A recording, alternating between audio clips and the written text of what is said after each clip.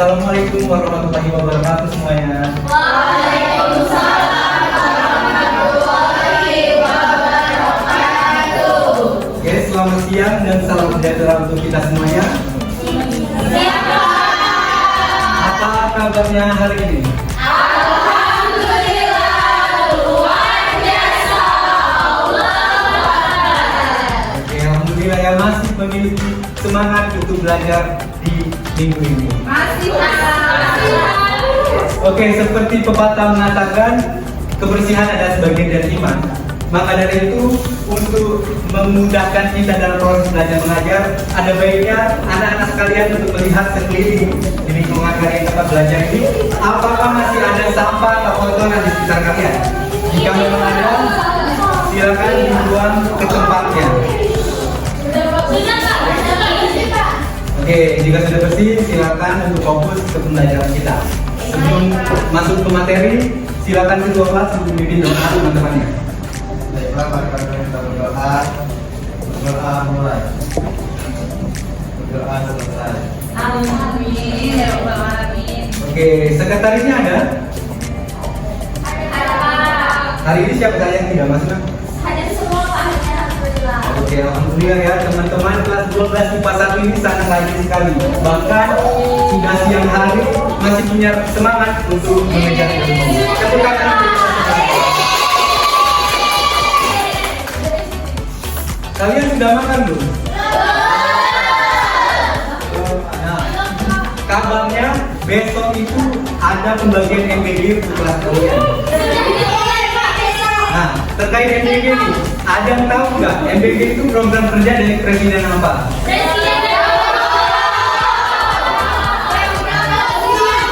Oke, Bapak Prabowo sendiri tidak hanya sekali kan mencalonkan diri sebagai Presiden.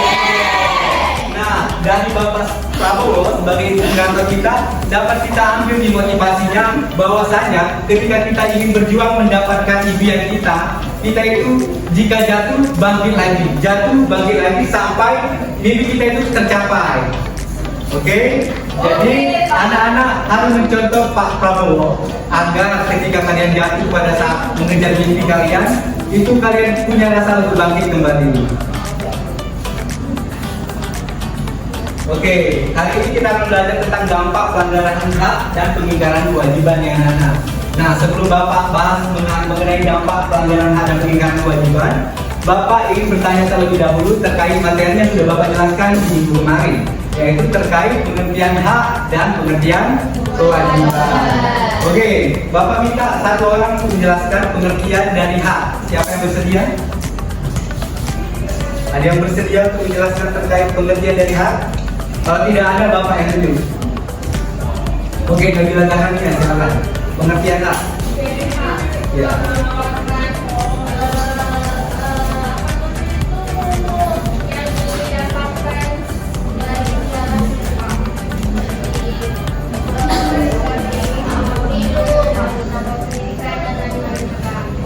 Oke, betul sekali. Kasih tepuk tangan. Kalau hak itu adalah suatu hal yang didapatkan manusia sejak dia lahir, seperti hak berpendidikan dan hak untuk hidup. Sekarang Bapak yang bertanya terkait kewajiban. Siapa yang bersedia untuk menjawab apa itu kewajiban? Ya Pak, Silakan ya Rizka. kewajiban itu Pak adalah segala sesuatu yang harus dilakukan atau dipenuhi oleh seseorang Pak. Oke, betul sekali ya. Kewajiban itu adalah sesuatu yang harus dipenuhi seseorang. Jika dia ada orangnya warga negara, maka dia harus memenuhi kewajibannya, yaitu salah satunya membayar pajak. Oke, kita kasih tepuk tangan juga untuk jadi kesimpulannya, ketika kita ingin menuntut hak kita untuk dilakukan, maka kita harus melakukan terlebih dahulu. Kita menuntut fasilitas yang baik, itu kan hak kita. Fasilitas pendidikan dan kesehatan yang baik itu hak kita. Tapi kewajiban kita adalah membayar pajak. Ketika kita sudah membayar pajak, uang dari hasil pajak tersebut bisa dialokasikan pemerintah untuk kepentingan umum. Oke, kita beralih ke materi kita yang hari ini ya, terkait dampak pelanggaran hak dan pengingkaran kewajiban. Oke, dampak pelanggaran hak dan pelanggaran kewajiban itu ada 3 yang akan Bapak jelaskan. Yang pertama itu dampak bagi individu. Dampak bagi individu yang pertama adalah kehilangan rasa aman dan keadilan. Jadi ketika kita tidak memiliki jiwa untuk melaksanakan kewajiban kita sebagai warga negara yang baik, seperti misalnya kita tidak taat lalu lintas, maka rasa keamanan dan rasa keadilan yang ada itu jadi hilang. Hal yang kedua, hilangnya kepercayaan diri dan martabat. Yang ketiga adalah terhambatnya pengembangan diri. Serta yang keempat adalah timbulnya konflik batin dan ketidakpuasan. Ya kalau ada orang yang melanggar lalu tidak dihukum, maka kita merasa tidak puas sebagai individu. Oke, dampak yang kedua adalah dampak bagi masyarakat. Dampak bagi masyarakat yang pertama sama seperti yang bagi individu tadi, yaitu meningkatnya konflik sosial dan kesenjangan, menurunnya solidaritas antar warga negara. Karena misalnya ketika seseorang melakukan kewajibannya, terus tetangganya tidak melakukan kewajibannya, tapi dia tidak mendapatkan hukuman dari pemerintah, maka solidaritas antar warga itu pasti akan menurun. Yang ketiga adalah tergantungnya ketertiban umum yang sudah Bapak jelaskan sebelumnya, sebagai contoh rambu-rambu lalu lintas tadi. Dan yang keempat tentunya sikap apatis terhadap hukum. Oke, yang terakhir itu dampak bagi negara. Dampak bagi negara sendiri itu menurunnya kepercayaan rakyat terhadap pemerintah, lalu krisis hukum dan keadilan, hambatan dalam pembangunan nasional, serta ancaman terhadap kesatuan dan keutuhan bangsa. Jadi misalnya poin ketiga, hambatan pembangunan nasional. Seperti halnya tadi, ketika kita tidak membayar pajak, maka dana yang dikeluarkan pemerintah untuk alokasi fasilitas umum itu jadi berkurang. Maka dari itu terhambatnya pembangunan nasional. Oke, sampai sini apakah ada yang bertanya? Oke, sepertinya semuanya sudah paham ya. Oke, sebelum kita beralih ke materi berikutnya, Bapak ingin ngajak kalian ice breaking terlebih dahulu.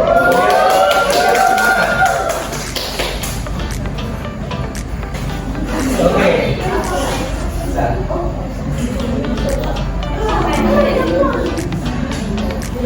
Nanti siapa yang paling semangat mengikuti ice breaking akan Bapak kasih hadiah. Akan berdiri.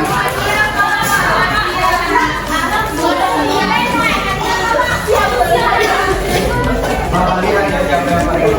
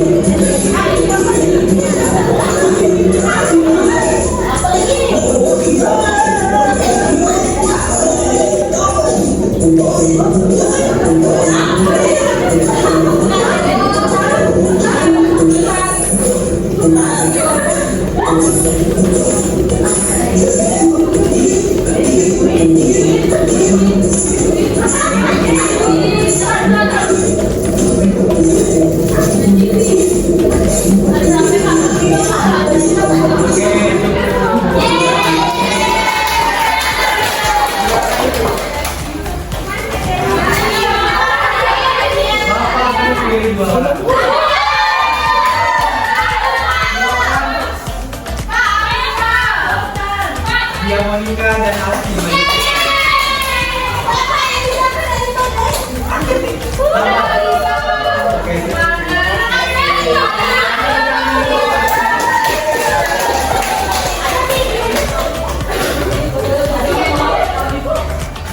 Oke, kita sudah MVP dan akhirnya teman-teman semuanya memiliki semangat untuk kembali fokus ke materi kita.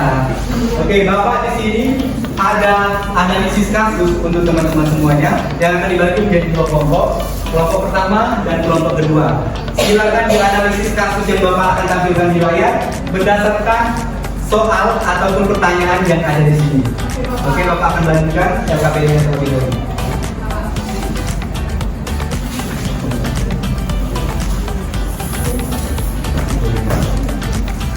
Oke, baik. Sembari kalian berdiskusi, silakan ditonton untuk analisis kasus berikut. Mantan karyawan sebuah perusahaan di Pejagan Jakarta Utara protes di depan pintu gerbang kantor. Para mantan karyawan yang sudah mengaku puluhan tahun bekerja ini dipecat tanpa mendapat pesangon.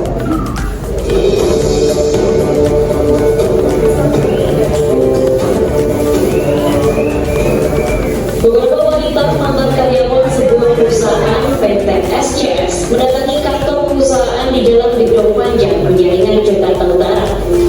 Sambil didampingi kuasa hukumnya, mereka bermaksud memperjuangkan nasib 7 orang mantan karyawan yang di-PHK secara sepihak. Namun, pihak keamanan perusahaan ini membantah jika kantor yang datangi ini adalah PT SCS, melainkan PT Lentera. 7 karyawan ini di-PHK karena alasan penghematan perusahaan di masa pandemi. Yeni Aryani dan Alina yang mengaku sudah bekerja lebih dari 30 tahun di PT SCS mengaku menjadi korban ketidakadilan perusahaannya karena mereka diminta untuk mengisi surat pengunduran diri. Para siswa SD Negeri 2 Kabupaten. Oke, dari apa yang sudah kalian perhatikan di layar tadi, silakan dianalisis. Bapak akan meminta satu kelompok yang bersedia untuk mempresentasikan ke depan kelas. Silakan Bapak berwaktu sekitar 30 detik. Jika ada yang ditanyakan, silakan ditanyakan.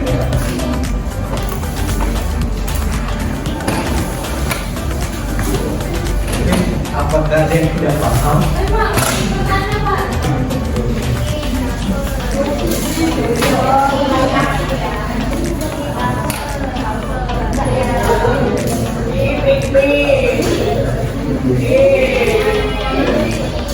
Oke, ada yang sudah bersedia? Kelompok 1 atau kelompok 2 silakan.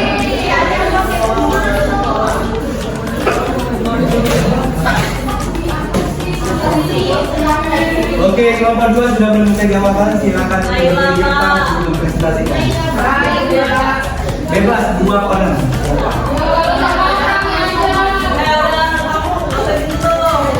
Ayo cepat.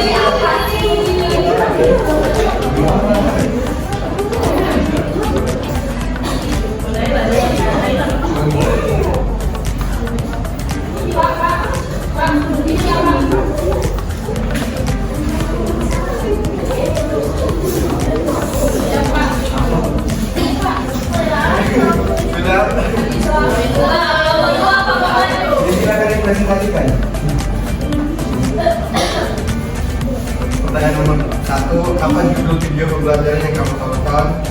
Nah, judulnya kasus pelanggaran hak dan pengingkaran kewajiban. Kedua, kasus apa yang ditampilkan dalam video tersebut?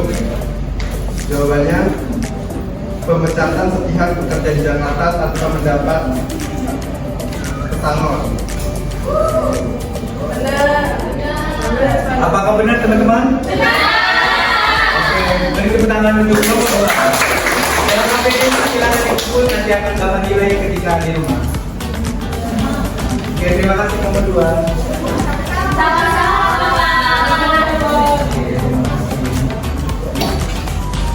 Oke, baik, selanjutnya Bapak ada kuis untuk kalian semua.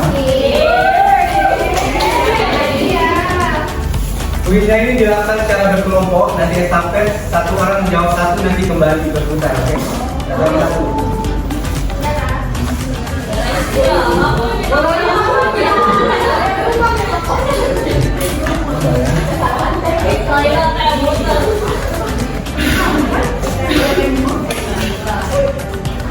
Silakan perwakilan kelompok buku 5 orang, 5 orang. Maju ke depan. Ayo ya. Oke, sekarang kalian mempersiapkan diri, Bapak jelaskan terlebih dahulu. Jadi nanti di ayat ini akan ada pernyataan. Jika pernyataan itu mengarah pada kewajiban, maka tuliskan. Kalau kewajiban K, kalau hak berarti H. Kalau pelanggaran kewajiban berarti PK. Kalau pelanggaran hak berarti pelanggaran PK. Oke, kita mulai ya. Satu orang pertama silakan maju depan. Fokus saya ya. 1, 2, 3 silakan.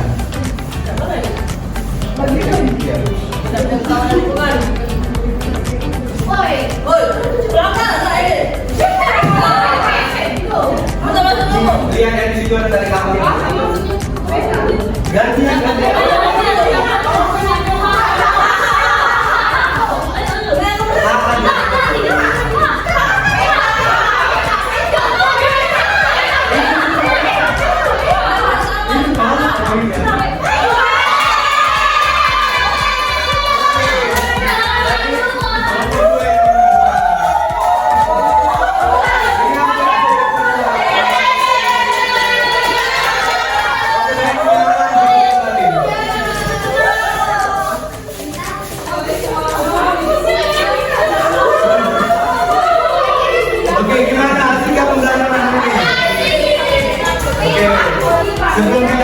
pembelajaran, Bapak ingin minta satu orang untuk menyimpulkan pembelajaran kita pada hari ini. Siapa yang bersedia?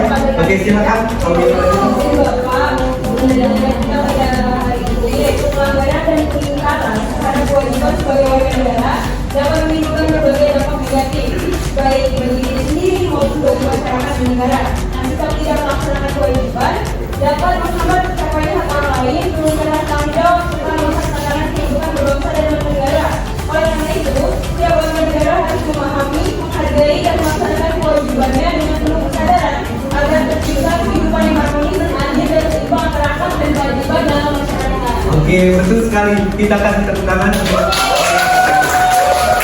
Yang benar akan disimpulkan teman kalian bahwasanya pelanggaran hak dan pengingkaran kewajiban itu memiliki dampak yang negatif, baik dari individu, masyarakat, bahkan sampai ke negaranya. Maka dari itu, setelah mempelajari materi hari ini, Bapak harap kalian semua mengikuti dan melaksanakan hak dan kewajiban kalian sebagaimana mestinya.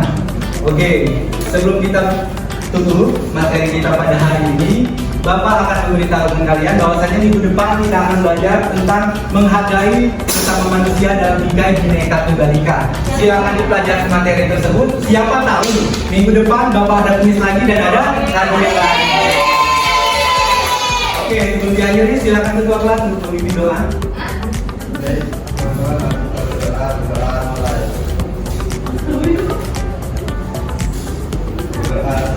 Oke, terima kasih. Alhamdulillah sudah berakhir pembelajaran kita minggu ini. Semoga semangat kalian di hari ini bisa dikembangkan dan ditingkatkan untuk pembelajaran kita di minggu-minggu yang akan datang. Baik, Bapak akhiri wabillahi taufiq wal hidayah. Wassalamualaikum warahmatullahi wabarakatuh. Waalaikumsalam.